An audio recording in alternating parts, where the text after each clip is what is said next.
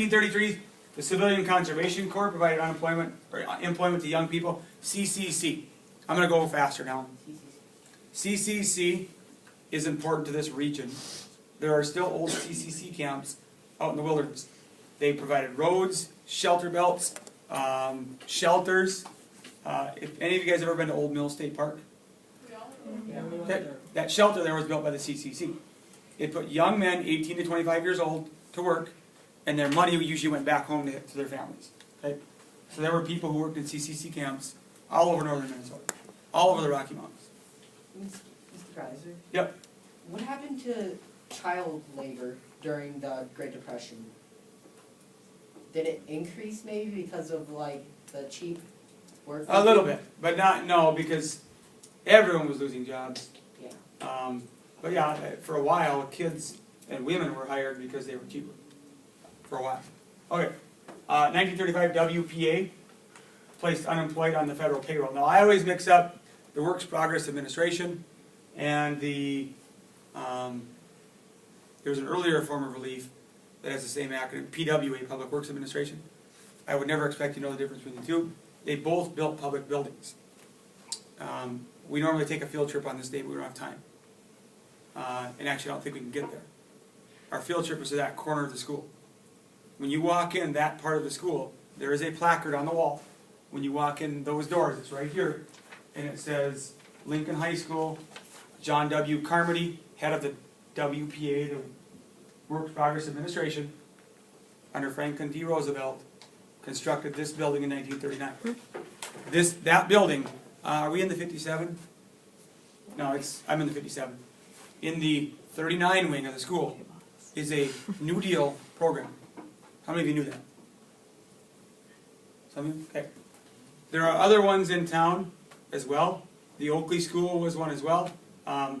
Very common for people to get employment relief through building schools and things like that. Yep. So the very first part of the school was built in 1939? Yeah, the oldest part, 1939. Where was Lincoln before that? Old Lincoln, Yeah. which they tore down in the late 70s or 80s. You ever want to know building history? Mr. Forland can give you an hour tour. Yeah. And he will tell you where Old Lincoln was. He must have been alive when they built it. I don't know. But he's really good. You know where it was at all? Yeah, I was over there somewhere. There's pictures of all the schools down in the trophy cases.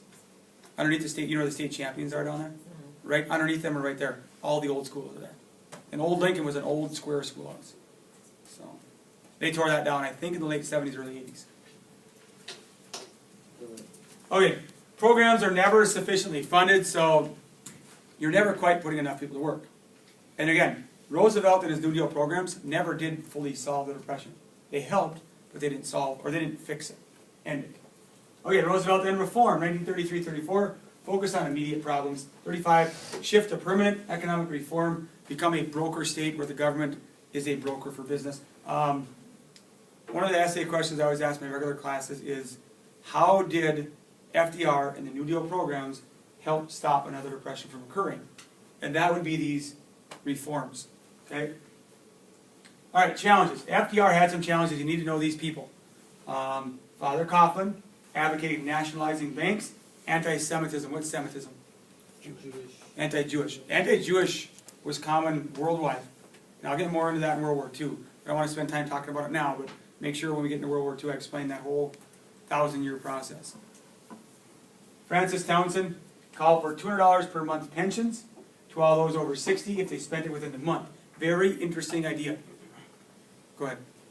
What does advocating anti-Semitism have to do with the Depression? Not much. They're just pointing out that he was also an anti-Semite. Why is Francis Townsend this idea? I've had people tell me that's what they should have done the last 5 years too. Why is that a great idea? Because all the money that you didn't use goes back into the government, so you probably use It goes all into the economy. All goes into the economy. Hopefully they'd spend it and it goes into the economy.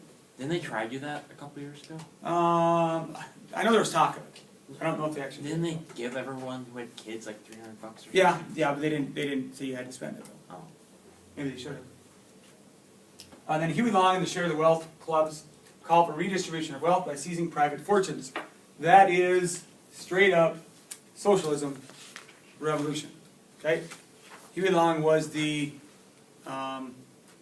most radical of the bunch. But you have Coughlin, Townsend, and Long. You need to know those three people. Social Security, the most important reform act by far. How many of you know your Social Security number? Well, I know the last 4 digits. I know the last that's 4 what digits. counts. I know all. And you're gonna need to know them all eventually, and you'll have them memorized. They started at this time. Okay? Did somebody get the social security number 1? No, they're all You had to have 10-digit them all numbers. Just full say of nobody's numbers. phone number is 1. That'd be awesome. Yeah, Yeah. that's what I was, Okay. I always thought that. Do you understand what Social Security is? It gives money to elderly. Yeah. Yeah. Yep. Haven't they talked about ending that in the recent years, right? Not ending it. They say by 2037 it's gonna run out of money. Or 2034. Well, yeah, but no, they need reform at least. They need to reform it. Yeah, and they are. Here's how they reform it. You and I probably both. Right now you can start collecting at 62. And you get a little more if you collect at 65. You and I will probably get to collect at 75. That's how they'll reform it. It's not too bad though. Okay, criticisms. Too few people could collect pensions. Unemployment package is inadequate. Establish a pattern of government aid to the poor, the aged, and the handicapped. Whereas now, before this, we thought private charity could take care of that sort of stuff. And we thought extended families would take care of the old people. Okay? They weren't.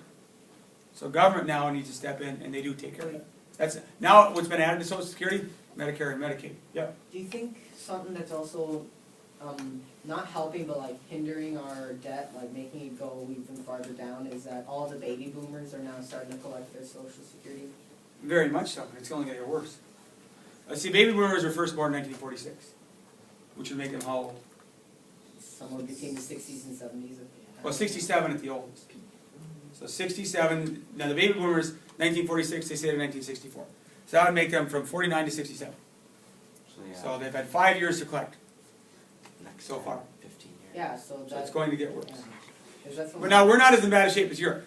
Europe has a much older population than we do. Yeah, they've been They have a struggling for a Social while. Security program as well? They have something. They have something. What I'm saying is, I don't care if they have Social Security or not. If most of your population is in their 70s, you're going to have a problem. Okay? And they have problems. Okay, shifting gears. Labor legislation. The Wagner Act is an act you have to know because it is very important in unions. It allowed unions to organize, and it set a precedent that said unions can organize and collective bargain. Outlawed unfair labor practices. All those things progressives fought for from 1880 to 1920. The Wagner Act was kind of the crowning achievement of all that work. In 1938, Fair Labor Standard Act. Maximum hours in a week and overtime set the minimum wage. So when did minimum wage come up? 1938.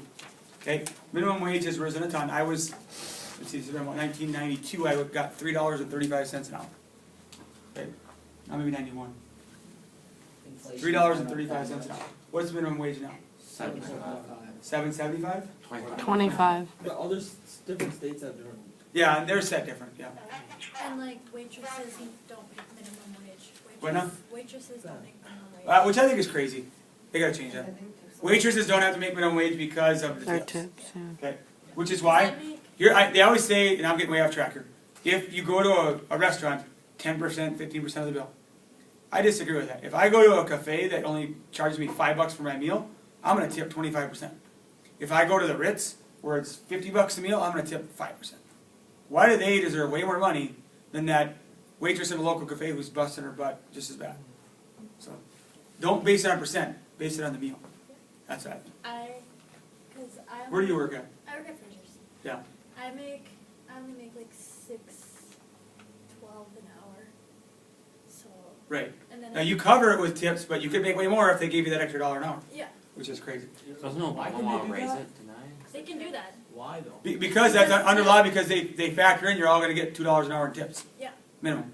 Oh, I know how it works. Nordine owns a business. If you don't get enough in tips, they have to pay you minimum wage. Yep. So you're going to get it, but you should get What more. does Nordian own? He owns a Goodrich Cafe. And technically, you're supposed to put all of your tips on. I should have him come talk about labor practices next week. Okay, I got to move forward here though. Rural Electrification Administration. If you want to talk about something that impacted everyone's Geyser. life right around here. 9.5. Okay.